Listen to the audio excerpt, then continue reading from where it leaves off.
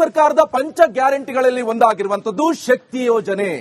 ಈ ಶಕ್ತಿ ಯೋಜನೆಯಿಂದ ಆರ್ಥಿಕ ಶಕ್ತಿ ಕಳೆದುಕೊಳ್ತಾ ಇದೆ ಕೆಎಸ್ಆರ್ಟಿಸಿ ಎನ್ನುವಂಥದ್ದು ಸ್ವತಃ ಈಗ ಸಚಿವ ರಾಮಲಿಂಗಾರೆಡ್ಡಿ ಅವರು ಹೇಳ್ತಾ ಇದ್ದಾರೆ. ಶಕ್ತಿ ಯೋಜನೆಯಿಂದ ಆರ್ಥಿಕ ಶಕ್ತಿ ಕಳೆದುಕೊಂಡ ಕೆಎಸ್ಆರ್ಟಿಸಿ ನಷ್ಟವನ್ನ ಕೊನೆಗೂ ಕೂಡ ಒಪ್ಪಿಕೊಂಡ ರಾಜ್ಯ ಸರ್ಕಾರ. ಇದೇ ಶಕ್ತಿ ಯೋಜನೆ ಬಳಿಕ ದಿನಕ್ಕೆ 9.5 ಕೋಟಿ ನಷ್ಟ ಆಗ್ತಾ ಇದೆ. ಸರ್ಕಾರವೇ ಸಂಸ್ಥೆಯ ಲೋನ್ ಕೂಡ ತೀರಿಸ್ತಾ ಇದೆ. ವಿಧಾನ ಪರಿಷತ್ನಲ್ಲಿ ಸಾರಿಗೆ ಸಚಿವ ರಾಮಲಿಂಗಾರೆಡ್ಡಿ ಹೇಳಿಕೆ ಇದು. 2 ವರ್ಷಗಳಿಂದ ತೆರಿಗೆ ವಿನಾಯಿತಿ ಕೊಡಲಾಗಿದೆ. 590 ಕೋಟಿ ತೆರಿಗೆ ವಿನಾಯಿತಿ ಕೊಡಲಾಗಿದೆ. ಶಕ್ತಿ ಯೋಜನೆಯಿಂದ ಇಷ್ಟು ದಿವಸ ಏನ್ ಹೇಳ್ತಿದ್ದಾರೆ, ಲಾಭ ಲಾಭ ಲಾಭ. ಈಗ ಏನ್ ಹೇಳ್ತಿದ್ದಾರೆ ಅಂತ ಹೇಳಿದ್ರೆ ನಷ್ಟ ಆಗ್ತಾ ಇದೆ. ದಿವಸಕ್ಕೆ 9.5 ಕೋಟಿ ನಷ್ಟ ಆಗ್ತಾ ಇದೆ ಅಂತ ಈಗ ಸ್ವತಃ ಸಚಿವರೇ ಹೇಳ್ತಾ ಇದ್ದಾರೆ ರಾಮಲಿಂಗಾರೆಡ್ಡಿ ಅವರು. ಇದೇ ವಿಚಾರಕ್ಕೆ ಮತ್ತೊಂದಿಷ್ಟು ಅಪ್ಡೇಟ್ಸ್ ಲಭ್ಯವಾಗ್ತಾ ಇದೆ.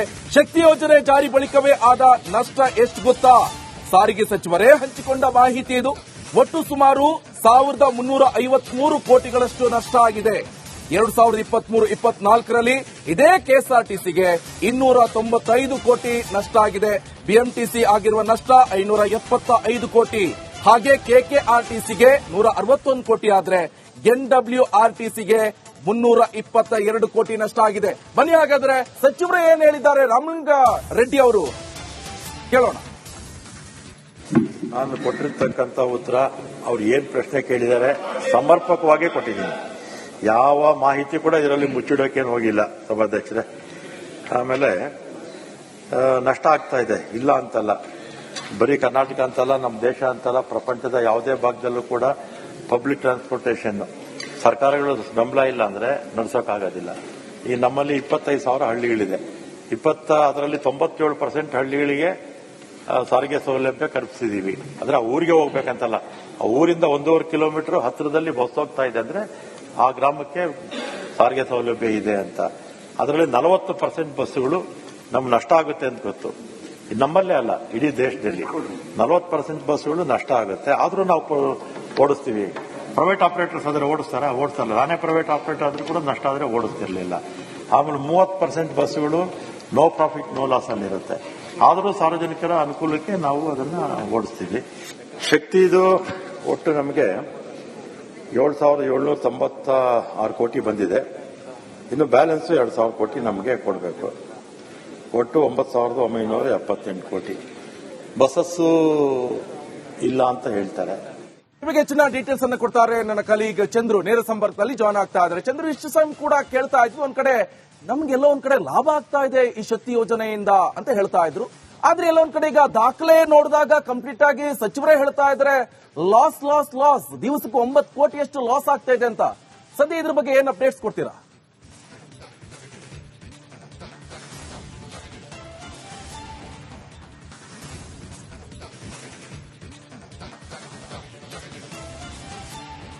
ನಿಕೇಶ್, ಖಂಡಿತವಾಗ್ಲು ವಿಧಾನ ಪರಿಷತ್ನಲ್ಲಿ ಕೇಶವ ಪ್ರಸಾದ್ ಸದಸ್ಯರು ಕೇಳಿದಂತ ಪ್ರಶ್ನೆಗೆ ಉತ್ತರ ಕೊಟ್ಟಂತ ಸಚಿವ ರಾಮಲಿಂಗಾರೆಡ್ಡಿ ಅವರು ಸ್ವತಃ ಸಾರಿಗೆ ಇಲಾಖೆಯಲ್ಲಿ ಅದರಲ್ಲೂ ಶಕ್ತಿ ಯೋಜನೆ ಬಳಿಕ ಆಗ್ತಾ ಇರತಕ್ಕಂಥ ನಷ್ಟವನ್ನು ಒಪ್ಪಿಕೊಂಡಿರ್ತಕ್ಕಂಥದ್ದು. ಇವರೆಗೂ ಕೂಡ ಪ್ರತಿದಿನಕ್ಕೆ 6 ಕೋಟಿ ಬೇಕಾಗಿತ್ತು. ಆದ್ರೆ ಈಗ 12 ಕೋಟಿವರೆಗೂ ಕೂಡ ಏನು ಒಂದು ವೆಚ್ಚವಾಗ್ತಾ ಇರತಕ್ಕಂಥದ್ದು. ಹೀಗಾಗಿ ನಮಗೆ ದಿನಕ್ಕೆ 9.5 ಕೋಟಿಯಷ್ಟು ನಷ್ಟವಾಗ್ತಾ ಇದೆ ಅನ್ನುವಂಥದ್ದನ್ನ ಸ್ವತಃ ರಾಮಲಿಂಗಾರೆಡ್ಡಿ ಅವರು ಒಪ್ಪಿಕೊಂಡಿರ್ತಕ್ಕಂಥದ್ದು. 4 ನಿಗಮಗಳಿಂದನೂ ಕೂಡ ಸಾವಿರಾರು ಕೋಟಿ ನಷ್ಟವಾಗ್ತಾ ಇರತಕ್ಕಂಥದ್ದು ಬಹಳ ಸ್ಪಷ್ಟವಾಗಿರ್ತಕ್ಕಂಥದ್ದು. ಇನ್ನು ಈ ಒಂದು ಭರ್ತಿಯನ್ನ ರಾಜ್ಯ ಸರ್ಕಾರವೇ ಭರಿಸ್ತಾ ಇದೆ. ಮತ್ತೆ ನಮಗೆ ಲೋನ್ ಅನ್ನು ಕೂಡ ಕೊಡಲಾಗಿರ್ತಕ್ಕಂಥದ್ದು. ಈ ಲೋನ್ ಅನ್ನ ರಾಜ್ಯ ಸರ್ಕಾರವೇ ಸ್ವತಃ ತೀರಿಸ್ತಾ ಇರತಕ್ಕಂಥದ್ದು. ಜೊತೆಯಲ್ಲಿ ಸಬ್ಸಿಡಿಯನ್ನು ಕೂಡ ಕೊಟ್ಟಿರೋದಾಗಿ ಒಪ್ಪಿಕೊಳ್ತಾ ಇರತಕ್ಕಂಥದ್ದು. ಒಟ್ಟಾರೆಯಾಗಿ ವಾರ್ಷಿಕವಾಗಿ ಸಾವಿರಾರು ಕೋಟಿ ನಷ್ಟವಾಗ್ತಾ ಇರೋದನ್ನ ಸ್ವತಃ ರಾಮಲಿಂಗಾರೆಡ್ಡಿ ಅವರು ಸದನದಲ್ಲಿ ಒಪ್ಪಿಕೊಂಡಿರ್ತಕ್ಕಂಥದ್ದು. ಯಾಕಂದ್ರೆ ಸದನದಲ್ಲಿ ಸುಳ್ಳನ್ನ ಹೇಳಿಕೆ ಸಾಧ್ಯವಿಲ್ಲ. ಅಂಕಿಅಂಶಗಳ ಪ್ರಕಾರ ಬಹಳ ಸ್ಪಷ್ಟವಾಗಿ ಕೊಡಬೇಕಾಗುತ್ತೆ. ಹೀಗಾಗಿ ಈ ಒಂದು ಶಕ್ತಿ ಯೋಜನೆಯಿಂದ ಬಹಳ ನಷ್ಟವಾಗ್ತಾ ಇದೆ. ಸಾರಿಗೆ ಇಲಾಖೆ ನಷ್ಟದಲ್ಲಿದೆ, 4 ನಿಗಮಗಳು ನಷ್ಟದಲ್ಲಿದೆ ಅನ್ನುವಂಥದ್ದನ್ನ ಸ್ವತಃ ರಾಮಲಿಂಗಾರೆಡ್ಡಿ ಅವರು ಒಪ್ಪಿಕೊಂಡಿರ್ತಕ್ಕಂಥದ್ದು. ಹೀಗಾಗಿ ಈ ಒಂದು ನಷ್ಟವನ್ನ ಯಾವ ರೀತಿ ಸರ್ಕಾರವೇ ವೆಚ್ಚವನ್ನ ಭರಿಸ್ತಾ ಇರತಕ್ಕಂಥದ್ದನ್ನು ಕೂಡ ಒಪ್ಪಿಕೊಂಡಿರ್ತಕ್ಕಂಥದ್ದು. ಹೀಗಾಗಿ ಈ ಒಂದು ಏನ್ ಆರ್ಥಿಕ ಪುನಶ್ಚೇತನಕ್ಕೆ ಅಥವಾ ಹೊಸ ಬಸ್ಸುಗಳನ್ನ ಬಿಡ್ಲಿಕ್ಕೆ ಎಲ್ಲವೂ ರೀತಿಯಲ್ಲೂ ಕೂಡ ನಾವು ಕೈಗೊಳ್ತಾ ಇದ್ದೇವೆ. ಸೊ ಹಿಂದಿನ ಸರ್ಕಾರ ಯಾವುದೇ ಬಸ್ಸನ್ನ ಖರೀದಿ ಮಾಡಿರಲಿಲ್ಲ. ಹಾಗಾಗಿ ನಾವು ಬಸ್ಸನ್ನು ಕೂಡ ಖರೀದಿ ಮಾಡಿದ್ದೀವಿ, ಜೊತೆಯಲ್ಲಿ ಅಪಾಯಿಂಟ್ ಅನ್ನು ಕೂಡ ಮಾಡ್ತಾ ಇದೀವಿ ಅನ್ನೋ ಮಾಹಿತಿಯನ್ನು ಕೂಡ ಸ್ಪಷ್ಟಪಡಿಸಿರ್ತಕ್ಕಂಥದ್ದು. ಒಟ್ಟಾರೆಯಾಗಿ ನೋಡೋದಾದ್ರೆ ಶಕ್ತಿ ಯೋಜನೆ ಬಂದ ಬಳಿಕ ಬಹಳ ಏನು ಬಹಿರಂಗವಾಗಿ ಹೇಳ್ತಾ ಇದ್ರು, ಯಾವುದೇ ರೀತಿಯಾದಂತಹ ನಷ್ಟ ಇಲ್ಲ, ನಾವು ಲಾಭದಲ್ಲಿದ್ದೀವಿ ಅನ್ನೋಂಥದ್ದನ್ನ. ಆದರೆ ಸದನದಲ್ಲಿ ಬಹಳ ಸ್ಪಷ್ಟವಾಗಿ ಒಪ್ಕೊಂಡಿರ್ತಕ್ಕಂಥದ್ದು, ಅನೇಕ ವಿಚಾರಗಳಿಗೂ ಕೂಡ ಚರ್ಚೆಗೆ ಕಾರಣ ಆಗ್ತಾ ಇರ್ತಕ್ಕಂಥದ್ದು.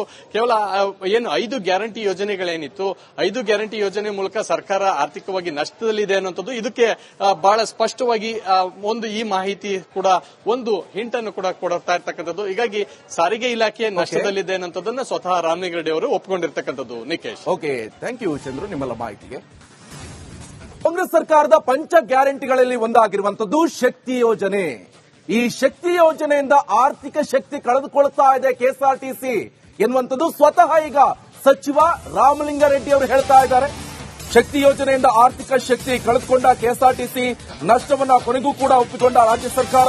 ಇದೇ ಶಕ್ತಿ ಯೋಜನೆ ಬಳಿಕ ದಿನಕ್ಕೆ 9.5 ಕೋಟಿ ನಷ್ಟ ಆಗ್ತಾ ಇದೆ. ಸರ್ಕಾರವೇ ಸಂಸ್ಥೆಯ ಲೋನ್ ಕೂಡ ತೀರಿಸ್ತಾ ಇದೆ. ವಿಧಾನ ಪರಿಷತ್ನಲ್ಲಿ ಸಾರಿಗೆ ಸಚಿವ ರಾಮಲಿಂಗಾರೆಡ್ಡಿ ಹೇಳಿಕೆ ಇದು. 2 ವರ್ಷಗಳಿಂದ ತೆರಿಗೆ ವಿನಾಯಿತಿ ಕೊಡಲಾಗಿದೆ. 590 ಕೋಟಿ ತೆರಿಗೆ ವಿನಾಯಿತಿ ಕೊಡಲಾಗಿದೆ.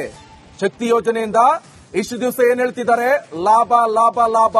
ಈಗ ಏನ್ ಹೇಳ್ತಿದ್ದಾರೆ ಅಂತ ಹೇಳಿದ್ರೆ ನಷ್ಟ ಆಗ್ತಾ ಇದೆ. ದಿವಸಕ್ಕೆ 9.5 ಕೋಟಿ ನಷ್ಟ ಆಗ್ತಾ ಇದೆ ಅಂತ ಈಗ ಸ್ವತಃ ಸಚಿವರೇ ಹೇಳ್ತಾ ಇದ್ದಾರೆ ರಾಮಲಿಂಗಾರೆಡ್ಡಿ ಅವರು. ಎಸ್, ಇದೇ ವಿಚಾರಕ್ಕೆ ಮತ್ತೊಂದಿಷ್ಟು ಅಪ್ಡೇಟ್ಸ್ ಲಭ್ಯವಾಗ್ತಾ ಇದೆ. ಶಕ್ತಿ ಯೋಜನೆ ಜಾರಿ ಬಳಿಕವೇ ಆದ ನಷ್ಟ ಎಷ್ಟು ಗೊತ್ತಾ? ಸಾರಿಗೆ ಸಚಿವರೇ ಹಂಚಿಕೊಂಡ ಮಾಹಿತಿ ಇದು. ಒಟ್ಟು ಸುಮಾರು 1353 ಕೋಟಿಗಳಷ್ಟು ನಷ್ಟ ಆಗಿದೆ. 2023-24ರಲ್ಲಿ ಇದೇ ಕೆಎಸ್ಆರ್ಟಿಸಿಗೆ 295 ಕೋಟಿ ನಷ್ಟ ಆಗಿದೆ. ಬಿಎಂಟಿಸಿ ಆಗಿರುವ ನಷ್ಟ 575 ಕೋಟಿ. ಹಾಗೆ ಕೆಕೆಆರ್ಟಿಸಿಗೆ 161 ಕೋಟಿ ಆದ್ರೆ ಎನ್ಡಬ್ಲ್ಯೂಆರ್ಟಿಸಿಗೆ 322 ಕೋಟಿ ನಷ್ಟ ಆಗಿದೆ. ಬನ್ನಿ ಹಾಗಾದ್ರೆ ಸಚಿವರು ಏನ್ ಹೇಳಿದ್ದಾರೆ ರಾಮಲಿಂಗಾರೆಡ್ಡಿ ಅವರು ಕೇಳೋಣ. ನಾನು ಕೊಟ್ಟಿರ್ತಕ್ಕಂಥ ಉತ್ತರ, ಅವ್ರು ಏನ್ ಪ್ರಶ್ನೆ ಕೇಳಿದ್ದಾರೆ ಸಮರ್ಪಕವಾಗಿ ಕೊಟ್ಟಿದ್ದೀನಿ. ಯಾವ ಮಾಹಿತಿ ಕೂಡ ಇದರಲ್ಲಿ ಮುಚ್ಚಿಡೋಕೇನು ಹೋಗಿಲ್ಲ ಸಭಾಧ್ಯಕ್ಷರೇ. ಆಮೇಲೆ ನಷ್ಟ ಆಗ್ತಾ ಇದೆ, ಇಲ್ಲ ಅಂತಲ್ಲ. ಬರೀ ಕರ್ನಾಟಕ ಅಂತಲ್ಲ, ನಮ್ಮ ದೇಶ ಅಂತಲ್ಲ, ಪ್ರಪಂಚದ ಯಾವುದೇ ಭಾಗದಲ್ಲೂ ಕೂಡ ಪಬ್ಲಿಕ್ ಟ್ರಾನ್ಸ್ಪೋರ್ಟೇಷನ್ ಸರ್ಕಾರಗಳು ಬೆಂಬಲ ಇಲ್ಲ ಅಂದ್ರೆ ನಡೆಸೋಕ್ಕಾಗೋದಿಲ್ಲ. ಈ ನಮ್ಮಲ್ಲಿ 25,000 ಹಳ್ಳಿಗಳಿದೆ. ಅದರಲ್ಲಿ 97% ಹಳ್ಳಿಗಳಿಗೆ ಸಾರಿಗೆ ಸೌಲಭ್ಯ ಕಲ್ಪಿಸಿದೀವಿ. ಅಂದ್ರೆ ಆ ಊರಿಗೆ ಹೋಗ್ಬೇಕಂತಲ್ಲ, ಆ ಊರಿಂದ 1.5 ಕಿಲೋಮೀಟರ್ ಹತ್ತಿರದಲ್ಲಿ ಬಸ್ ಹೋಗ್ತಾ ಇದೆ ಅಂದ್ರೆ ಆ ಗ್ರಾಮಕ್ಕೆ ಸಾರಿಗೆ ಸೌಲಭ್ಯ ಇದೆ ಅಂತ. ಅದರಲ್ಲಿ 40% ಬಸ್ಸುಗಳು ನಮ್ಗೆ ನಷ್ಟ ಆಗುತ್ತೆ ಅಂತ ಗೊತ್ತು. ನಮ್ಮಲ್ಲೇ ಅಲ್ಲ, ಇಡೀ ದೇಶದಲ್ಲಿ 40% ಬಸ್ಸುಗಳು ನಷ್ಟ ಆಗುತ್ತೆ. ಆದ್ರೂ ನಾವು ಓಡಿಸ್ತೀವಿ. ಪ್ರೈವೇಟ್ ಆಪರೇಟರ್ಸ್ ಆದ್ರೆ ಓಡಿಸಲ್ಲ. ನಾನೇ ಪ್ರೈವೇಟ್ ಆಪರೇಟರ್ ಆದ್ರೂ ಕೂಡ ನಷ್ಟ ಆದ್ರೆ ಓಡಿಸ್ತಿರ್ಲಿಲ್ಲ. ಆಮೇಲೆ 30% ಬಸ್ಸುಗಳು ನೋ ಪ್ರಾಫಿಟ್ ನೋ ಲಾಸ್ ಅಲ್ಲಿ ಇರುತ್ತೆ. ಆದರೂ ಸಾರ್ವಜನಿಕರ ಅನುಕೂಲಕ್ಕೆ ನಾವು ಅದನ್ನ ಓಡಿಸ್ತೀವಿ.